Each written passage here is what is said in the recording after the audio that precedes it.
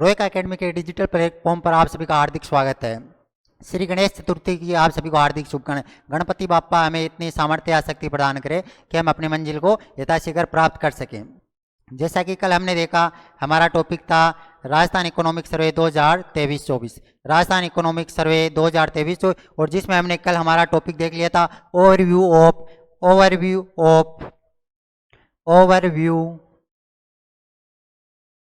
Of macro economics trends. Overview of macro economics trend, जिसके हमने लगभग 10-12 क्वेश्चन संभावित जो बन सकते थे वो देखे थे। तथा आज हमारा टॉपिक रहने वाला है कृषि एवं समांतर, एग्रीकल्चर एंड अलाइड सेक्टर। आज का हमारा ये डिस्कशन का टॉपिक रहने वाला है। उससे पहले हम जो कल पढ़ा था उसका रिकैप लेते हैं और रिवीजन के टाइप में हमने जो पीपीटी तैयार की है तो वो आपके लिए हेल्पफुल रहेगी तथा आप उसको हमारे टेलीग्राम चैनल के माध्यम से डाउनलोड भी कर सकते हो, जो आपके साथ शेयर कर दी जाएगी।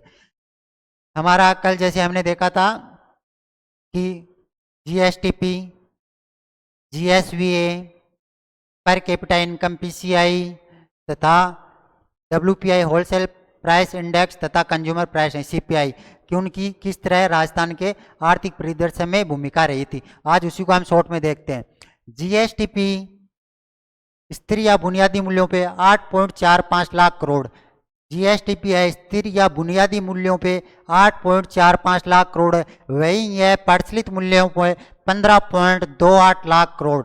15.28 लाख करोड़ ये है प्रचलित मूल्यों पे तथा स्थिर मूल्यों पे है 8.45 लाख करोड़ रुपए।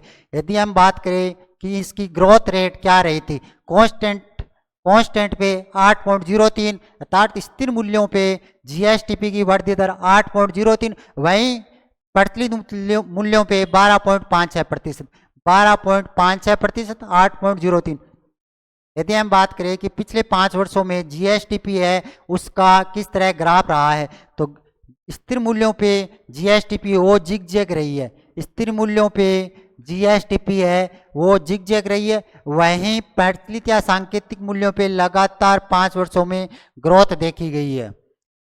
दूसरा कल हमने देखा था जीएसवे, ग्रॉस स्टेट वैल्यू एडेड, सकल राज्य मूल्य वर्धन। वह स्थिर कीमतों पे कृषि उद्योग सेवा, कृषि उद्योग सेवा का क्रम से 26, 29, 43%, 26, 29, 43% योगदान है। कृषि क्षेत्र का 26.20%, उद्योग क्षेत्र का 29.84 तथा सेवा क्षेत्र का 43.95% योगदान है। यदि हम ये देखें कि स्थिर कीमतों पे जीएसवे का कृषि उद्योग सेवा में वृद्धि दर क्या रही थी, यह 2%, 12%, 6%, 2.13%, 12.43%, 6.37% यह है स्थिर मूल्यों पे कृषि उद्योग तथा सेवा क्षेत्र की ग्रोथ रेट रही थी। हम बात करें प्रचलित कीमतों पे, करंट प्राइस पे कृषि उद्योग सेवा क्षेत्र का योगदान, कृषि क्षेत्र का योगदान 26.72% है, उद्योग क्षेत्र का 28.21% है तथा सेवा क्षेत्र का 45.07%, 45.07। वहीं हम यदि बात करें भारत के प्रचलित मूल्यों पे जीएसवे की 17, 27, 54, कृषि क्षेत्र का 17%, उद्योग क्षेत्र का 27% तथा सेवा क्षेत्र का 54%, 17.66, 27.62 तथा सेवा क्षेत्र का 54.72%। फिर हम बात करते हैं एनएसटीपी, जो हमने कल देखा था कि जब जीडीपी में से मूल्य ह्रास, डिप्रिसिएशन या स्थायी पूंजी को माइनस कर देते हैं तो हमें एनएसटीपी प्राप्त हो जाए, जो कि 7,40,581, 7,40,581। ये किस पे था, स्थिर या बुनियादी कीमतों पर। 7,40,581 करोड़ रुपए ये था स्थिर मूल्यों पे। वहीं बात करें प्रचलित मूल्यों पे 13,69,477, 13,69,477 करोड़ रुपए ये है प्रचलित मूल्यों पे। 7,40,581 करोड़ रुपए यह है स्थिर मूल्यों पे। यदि बात करें वृद्धि दर की, एनएसटीपी में स्थिर मूल्यों पे 8.1% की वृद्धि दर है, वहीं इसमें प्रचलित मूल्यों पे 12.7, स्थिर मूल्यों पे 8.1 तथा प्रचलित मूल्यों पे 12.7% की ग्रोथ रेट रही है। फिर हम बात करते हैं पर कैपिटा इनकम, प्रति व्यक्ति आय। प्रति व्यक्ति आय जीएसटीपी में जब मिड टर्म पॉपुलेशन को डिवाइड करते हैं तो हमें प्रति व्यक्ति आय प्राप्त हो जाती है।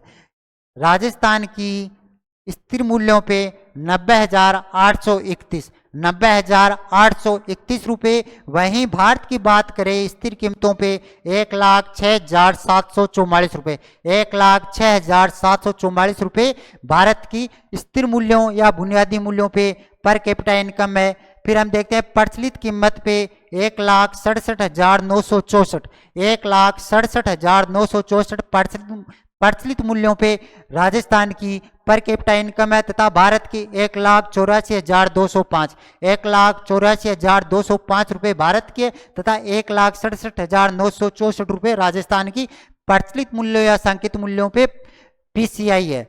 यदि बात करें ग्रोथ रेट की, स्थिर मूल्यों पे राजस्थान में 6.94% की वृद्धि हुई है, 6.94%। वहीं भारत के रिगार्डिंग है 7.38%।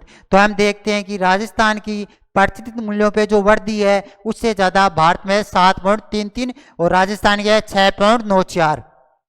फिर हम वृद्धि देखते हैं प्रचलित मूल्यों पे 11.94% राजस्थान में, 11.49% राजस्थान की है तथा भारत की 8.68, 11.49 राजस्थान की है, भारत की 8.68%। तो हम यहाँ देखते हैं कि प्रचलित मूल्यों पे प्रति व्यक्ति आय में वृद्धि भारत की कंपेयर में राजस्थान में ज्यादा है। फिर हम जीडीपी की भारत से तुलना करते हैं। जो राजस्थान की जीएसडीपी है उसका भारत की कुल जीडीपी में योगदान क्या है, तो राजस्थान का स्थिर मूल्यों पे 4.86% है तथा प्रचलित मूल्यों पे 5.17। स्थिर मूल्यों पे 4.86% है, वहीं प्रचलित मूल्यों पे 5.17।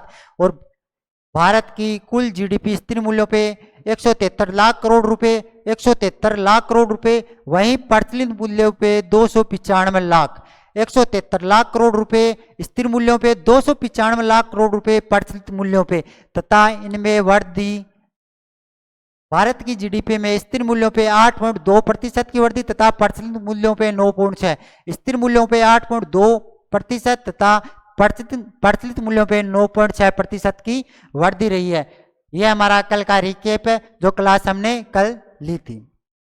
फिर आज के टॉपिक पे हम बढ़ते हैं एग्रीकल्चर एंड समान क्षेत्र, एग्रीकल्चर एंड अलाइड सेक्टर। इसके रिगार्डिंग आज की हमारी परिचर्चा रहने वाली है। कृषि एवं समान क्षेत्र में हम कौन से पॉइंट को शामिल करेंगे तथा हमारे अध्ययन के बिंदु क्या रहने वाले हैं, सबसे पहले हम उसकी रूपरेखा देखते हैं। सबसे पहले कृषि परिदृश्य। कृषि परिदृश्य भू उपयोग, प्रचलित जोत धारक, उत्पादन तथा उत्पादकता, कृषि विपणन, जल संसाधन, भूजल, पशुपालन एवं डेयरी विकास, मत्स्य, वानिकी, सहकारिता। ये सब टॉपिक हम एग्रीकल्चर एंड अलाइड सेक्टर में पढ़ेंगे और इसमें ज्योग्राफी के रिगार्डिंग कुछ नवीन फैक्ट आएंगे वो भी हम साथ में देखेंगे। इस चैप्टर में हम ये देखते हैं कि ये बिंदु हमें स्टडी करने हैं। जैसे आरएस प्रीलिम्स में सिलेबस में दिया हुआ है कृषि उद्योग सेवा क्षेत्र के प्रमुख मुद्दे, उसके प्रमुख मुद्दे क्या हैं, तो हमने कृषि क्षेत्र में ये सभी बिंदुओं को सम्मिलित करते हुए हमें ये देखना है कि सरकार द्वारा कौन सी योजनाएं स्कीम्स संचालित की जा रही है। विभिन्न क्षेत्रों के लिए सरकार द्वारा कौन कौन सी योजनाएं या स्कीम्स संचालित की जा रही है, शुरू की जाने की प्लानिंग है। जैसे मत्स्य क्षेत्र के लिए, वानिकी क्षेत्र के लिए, सहकारिता क्षेत्र के लिए, पशुपालन के लिए, भूजल, जल संसाधन, कृषि, agriculture marketing, production and productivity, प्रचलित जोत धारक, भूमि उपयोग और कृषि पर। ये सभी पॉइंट्स हमें स्टडी 1 बाय 1 करने। तो सबसे पहले हम कृषि परिदृश्य को देखते हैं। कृषि परिदृश्य, इसमें हम देखेंगे कि कृषि है वो एक प्राथमिक गतिविधि है। कृषि एक प्राथमिक गतिविधि है, प्राइमरी एक्टिविटी है। मुख्यतः हम देखते हैं कि प्राथमिक, द्वितीय, तृतीयक, चतुर्थक, पंचम 5 श्रेणियों में हमें गतिविधियों को डिवाइड किया। तो कृषि एक प्राथमिक गतिविधि है जो कि हमें खाद्यान्न के साथ साथ उद्योग क्षेत्र के लिए या द्वितीयक उद्योग क्षेत्र के लिए या द्वितीय क्षेत्र के लिए कच्चा माल प्रोवाइड करती है, कच्चा माल प्रोवाइड करती है। तो हमने देखा कि कृषि क्या है। कृषि एक प्राथमिक गतिविधि है जो खाद्यान्न की आपूर्ति करने के साथ साथ उद्योग क्षेत्र के लिए कच्चे माल की सप्लाई या आपूर्ति करती है। दूसरा पॉइंट हम ये देखते हैं कि कृषि परिदृश्य है, उसमें कृषि पर राजस्थान की जीविकोपार्जन हेतु लगभग 60% से जनसंख्या निर्भर है। एग्रीकल्चर एंड अलाइड सेक्टर में राजस्थान की लगभग 60% से ज़्यादा जनसंख्या अपने जीविकोपार्जन लाइवलीहुड के लिए कृषि कार्यों पर निर्भर है। फिर हम देखते हैं कृषि है वो मानसून पर आधारित होती है। कृषि को मानसून का जुआ भी बोला जाता है, क्योंकि राजस्थान के रिगार्डिंग हम देखें कि जो वर्षा होती है वो अनियमित होती है, अनियमित तथा अनिश्चित होती है, अनिश्चित तथा अपर्याप्त। राजस्थान में वर्षा अनियमित तथा अपर्याप्त होती है, जिसके कारण कृषि में हमें उत्पादन तथा उत्पादकता कम देखने को मिलती है, या फिर कृषि क्षेत्र जितना ग्रोथ करना चाहिए था उतना नहीं कर पाता है। मानसून की हम बात करें, मानसून राजस्थान में देरी से आता है तथा जल्दी चला जाता है। राजस्थान में मानसून, चाहे वो दक्षिण पश्चिमी मानसून हो या उत्तर पूर्वी मानसून हो, वो देरी से आता है, देरी से आना तथा जल्दी चले जाना, देरी से आना तथा जल्दी चले जाना, ये मानसून की प्रवृत्ति है। जैसा हॉलीवुड में एक सॉन्ग भी आना है, ये अच्छी बात नहीं है। तो देरी से राजस्थान में मानसून आता है तथा जल्दी चले जाता है। फिर भी हम ये देखें कंक्लूजन में कि इतनी सारी समस्याएं, प्रॉब्लम्स होने के बावजूद भी कृषि तथा उससे समान क्षेत्र राजस्थान की इकोनॉमी में एक महत्वपूर्ण स्थान रखता है। तो ये हमारी कृषि परिदृश्य के रिगार्डिंग बेसिक इंफॉर्मेशन रही है। फिर हम देखते हैं जो कल भी पढ़ा था GSVA, gross state value added, सकल राज्य मूल्य संवर्धन के संबंध में हमें पहला क्वेश्चन है, जिसमें हमें ये बताना है कि कृषि एवं समान क्षेत्र का सकल राज्य मूल्य वर्धन GSV के संबंध में असत्य कथन कौन सा है। ये क्वेश्चन हमने कल भी देखा था, जिसमें हमने ये देखा था कि स्थिर मूल्यों पे 2.05 लाख करोड़ तथा प्रचलित मूल्यों पे 3.82 लाख करोड़। तो पहला ऑप्शन है वर्ष, यह है वर्ष एग्रीकल्चर एंड अलाइड सेक्टर का GSVA 2023-24 में 2.05 लाख करोड़ रुपए हो गया स्थिर मूल्यों पे। तो ये स्टेटमेंट है करेक्ट। दूसरा है इसकी वार्षिक वृद्धि CAGR, compound annual growth rate, CAGR 3.86, तो 3.86% रही स्थिर मूल्यों पे। ये स्टेटमेंट भी है करेक्ट। तीसरा स्टेटमेंट है 2023-24 में प्रचलित मूल्यों पे GSVA 3.82 लाख करोड़ रुपए हो गया, ये स्टेटमेंट करेक्ट। चौथा स्टेटमेंट है इसकी वार्षिक वृद्धि दर 8.99% रही, जबकि यह वृद्धि 9.99%। तो यहाँ पे हमारा आंसर हो जाता है ऑप्शन नंबर 4, क्योंकि इसकी CAGR है वो 8.99 ना होकर 9.99% रही थी। तो हमारा ऑप्शन नंबर 4 यहाँ पे करेक्ट हो जाता है। फिर दूसरा क्वेश्चन है कृषि तथा समान क्षेत्र का प्रचलित मूल्यों पे GSV के रिगार्डिंग जो उपक्षेत्र है उनके बारे में सत्य कथन नहीं है। पहला है पशुधन क्षेत्र का अंश 48.58% है, जो कि मैक्सिमम है, जो कि मैक्सिमम है। यह स्टेटमेंट है करेक्ट कि जो पशुधन क्षेत्र है उसका योगदान 48.58%, 48.58% पशुधन का है, जो कि मैक्सिमम है। यह स्टेटमेंट है करेक्ट। दूसरा है फसल क्षेत्र का योगदान 44.53, 48.58, 44.53, 48.58 पशुधन का, जो कि मैक्सिमम है। वहीं फसल का एंड फसल का भाग 44.53% है। वानिकी क्षेत्र का योगदान 6.4%, वानिकी का 6.4% तथा मत्स्य क्षेत्र का 0.49% मत्स्य क्षेत्र का, जो कि मिनिमम है, जो कि न्यूनतम है। तो हमें असत्य कथन बताना था, जबकि हमारे ये चारों स्टेटमेंट है करेक्ट। तो इसका आंसर होता है ऑप्शन नंबर 5। उपयुक्त में से कोई भी कथन असत्य नहीं है, चारों स्टेटमेंट है करेक्ट।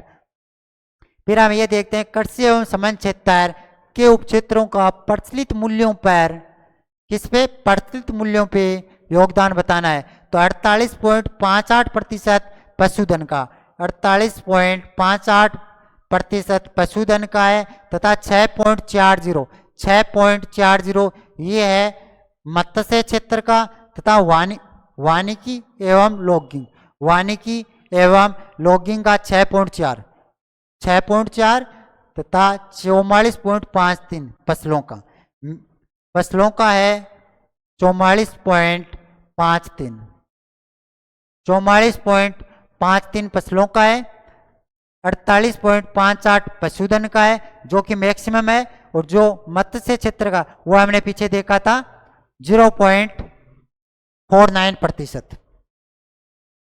अगला क्वेश्चन देखते हैं, विकास के संदर्भ में एग्रीकल्चर एंड एलाइड सेक्टर का मूल्यों पे उपक्षेत्रों की संरचना के संबंध में गलत कथन का चयन करना है।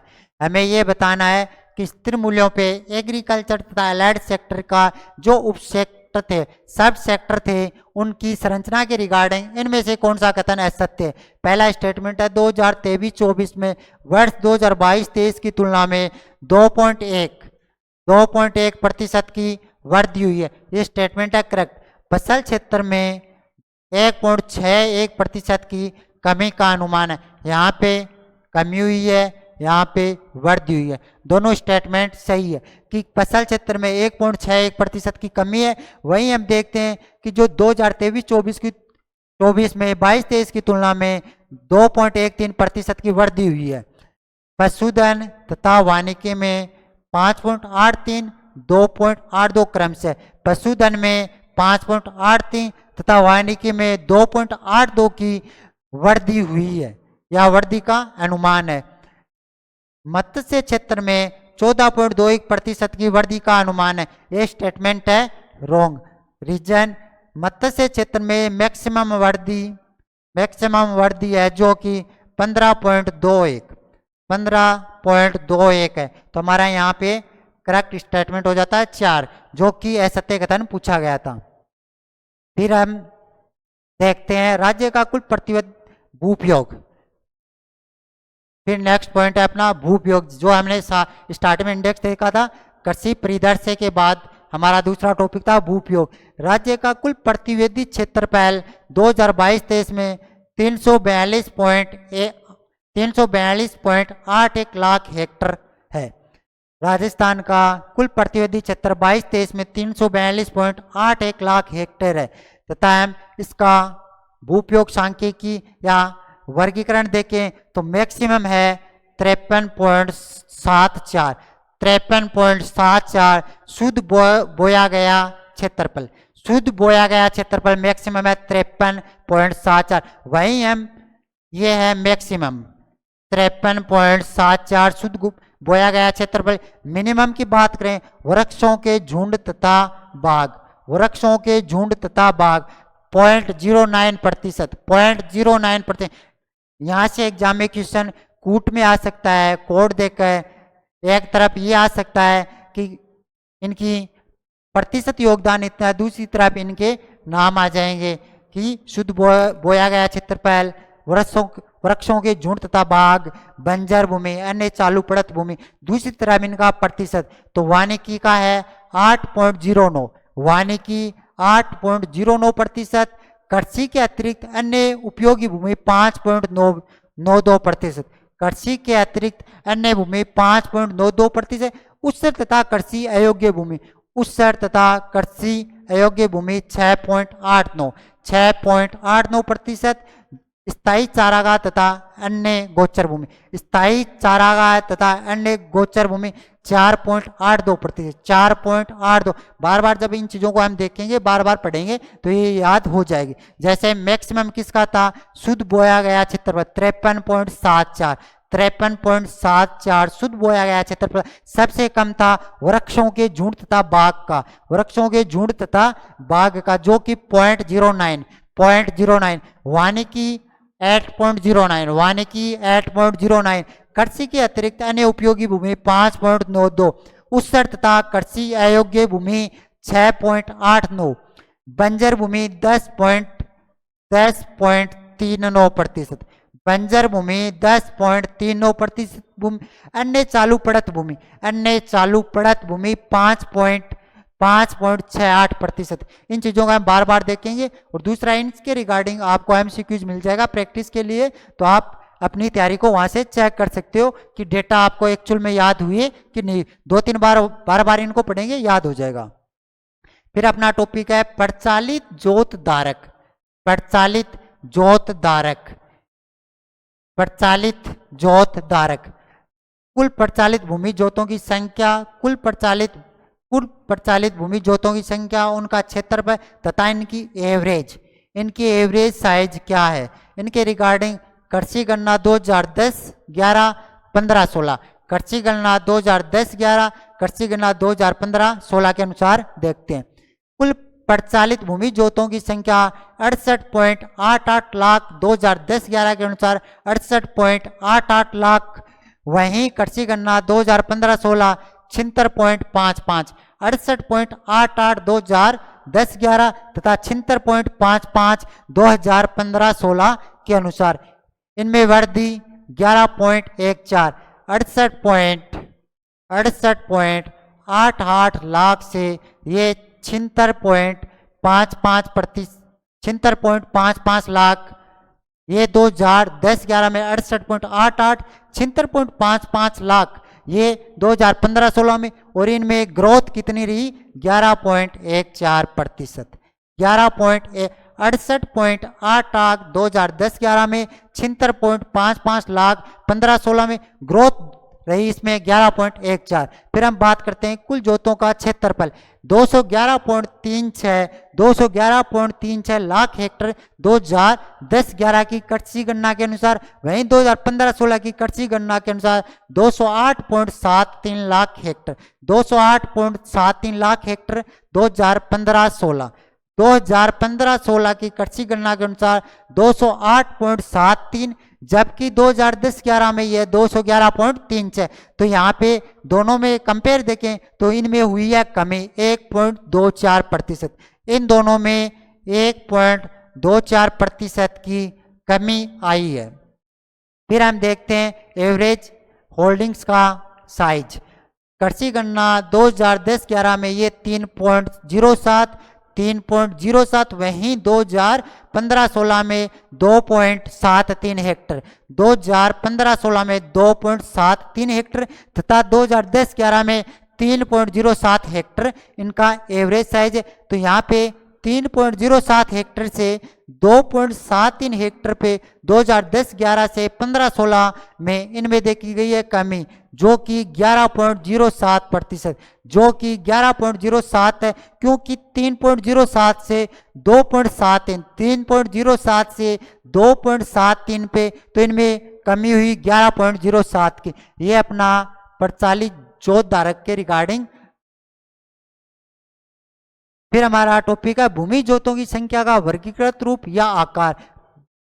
जो भूमि जोतों की संख्या है उनका आकार या उनका क्लासिफिकेशन, जैसे सीमांत भूमि जोत, लघु भूमि जोत, सीमांत भूमि जोत, लघु भूमि, अर्ध मध्यम, मध्यम, वृहद।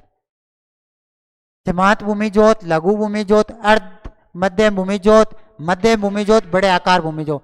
सीमांत भूमि जोत या फिर marginal land holding, marginal land holding ये 1 हेक्टर से कम, 1 हेक्टर से कम है। वहीं लघु भूमि जोत या small land holding, small land holding यह 1 से 2 हेक्टर के मध्य, 1 से 2 हेक्टर के मध्य स्मॉल लैंड होल्डिंग। अर्ध मध्यम भूमि लो, सेमी मीडियम लैंड होल्डिंग 2 से 4, जबकि मध्यम भूमि जोत है वो 4 से 10 हेक्टर तथा जो वृहद भूमि है वो 10 तथा उससे अधिक, 10 तथा उससे अधिक। तो सीमांत, लघु, अर्ध मध्यम, मध्यम, बड़े आकार की 1 हेक्टर, 1 से 2 हेक्टर, 2 से 4 हेक्टर, 4 से 10 हेक्टर तथा 10 हेक्टर से अधिक।